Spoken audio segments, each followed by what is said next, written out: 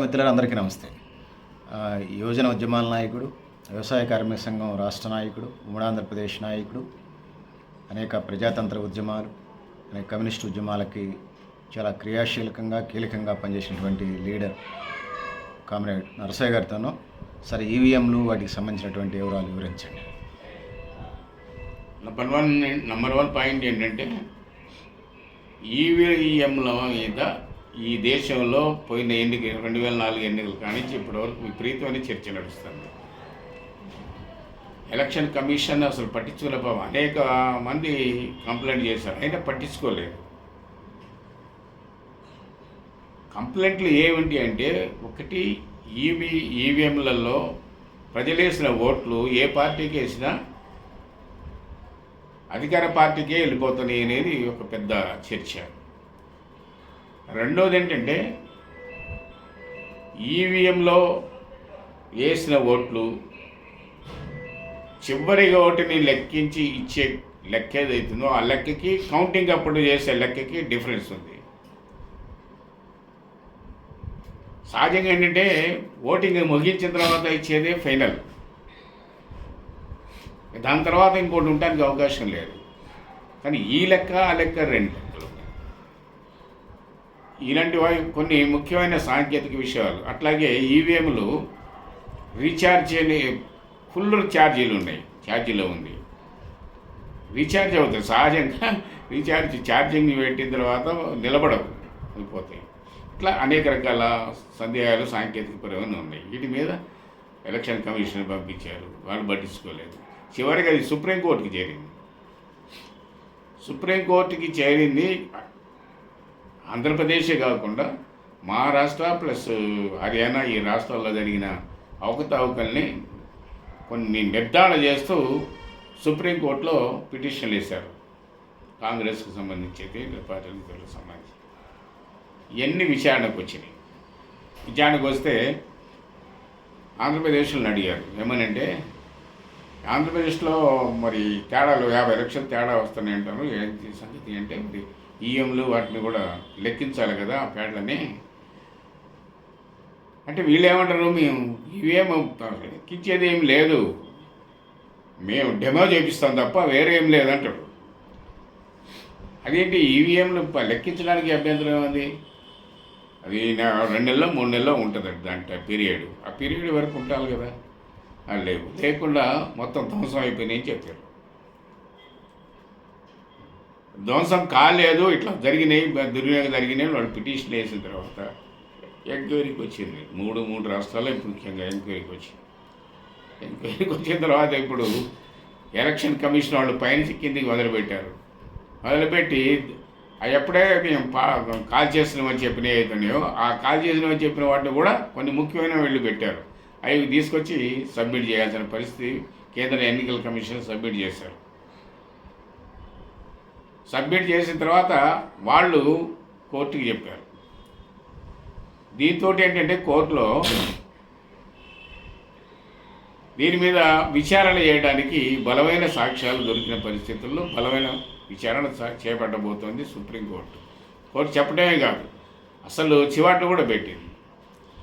అసలు తీసేయటం ఏంటి? మీరు 15 రోజులు కాదు, వారం 10 రోజులకే తీసేయటం ఏంటి? అసలు 15 రోజులు 2 నెలలు ఉండాలి. ఎవడైనా అడగొచ్చు, అడిగినప్పుడు చూపించాలి.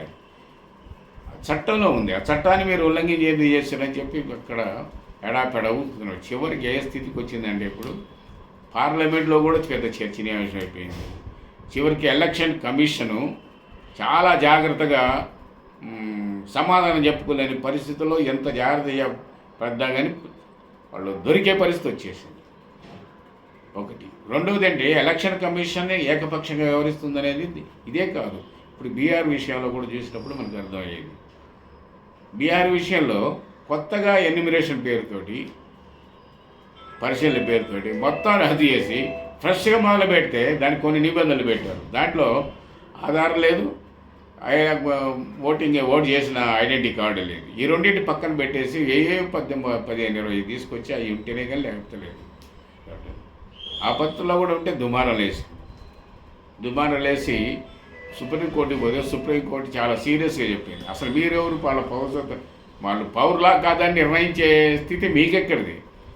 అసలు నువ్వు ఇక్కడోడివా కాదా, నువ్వు అసలు ఈ పౌరుడివా కాదా, ఇది కూడా పరిశీలనలో ఉంది. అది ఎలక్షన్ కమిషనర్ అసలు నువ్వేవాడు, వాడు పౌర హక్కుల గురించి ఆలోచించే తనిఖీ చెక్ చేసే అథారిటీ నీకేవాడు ఇచ్చాడు అని చెప్పి సీరియస్గా మందులు ఇచ్చింది ఎలక్షన్ కమిషన్ని. ఇవన్నీ కుదరవు, ఆధార్ కార్డుని దీన్ని రెండింటి చేర్చాలని చెప్పింది. దాని ప్రకారం ఏం జరగాలి తప్ప ఇంకోటి లేదని చెప్పింది. అంటే ఎలక్షన్ కమిషన్ ఏకపక్షంగా తయారైపోయింది. అంటే ఒక మోడల్ చెప్పాల్సి వస్తే పార్లమెంట్లో మెజారిటీ ఉంది కాబట్టి ఎట్లా పడితే అట్లా తీర్మానాలు చేసి చట్టాలు చేసుకునే పరిస్థితి వచ్చింది. ఎలక్షన్ కమిషన్ని తన అనుకూలంగా మలుచుకున్నారు, పనిముట్టుగా మార్చేసుకున్నారు. అట్లాగే జ్యుడిషియరీని కూడా బెదిరించడానికి తయారవుతున్నారు. ఈ జ్యుడిషియరీ మీద చాలా తీవ్రమైన ఆరోపణలు చేశారు ఈ మధ్యకాలంలో. దేని మీద? మన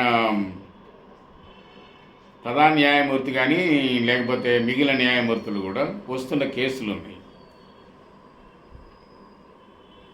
మధ్య ఏదో వచ్చింది కేసు. ఆ విషయాలు వస్తే సుప్రీంకోర్టు చాలా సీరియస్గా తీసుకుంది. సీరియస్గా తీసుకుంటే రాజ్యసభ చైర్మన్ కూడా కామెంట్ చేశాడు సుప్రీంకోర్టుని. మన గవర్నర్ల దాని మీద, గవర్నర్లకి ప్రభుత్వం తీర్మానం చేసి పంపిస్తే, చట్టం అసెంబ్లీ తీర్మానం చేసి పంపిస్తే ఆటోమేటిక్గా దాన్ని యాక్సెప్ట్ చేయాలి. ఒకవేళ చేయకపోతే వెనక్కి పంపించాలి ఇష్టం లేకపోతే. కానీ దగ్గర పెట్టుకునే అధికారం లేదు. ఈ రకమైన పరిస్థితి తమిళనాడులో ఒక 10-15 బిల్లులు 5 అధికారం వచ్చినప్పటి నుంచి పంపించినవి అట్లే ఉన్నాయి. మన ఇక్కడ ఆంధ్రప్రదేశ్ మన తెలంగాణలో కూడా అట్లనే ఉండేది. ఇట్లా అనేక రాష్ట్రాలలో అట్లా ఉన్నాయి. ఇలాంటివన్నీ కూడా దృష్టికి వచ్చిన తర్వాత స్పష్టంగా చెప్పారు, గవర్నర్లకు ఉంచుకునే అధికారం లేదు.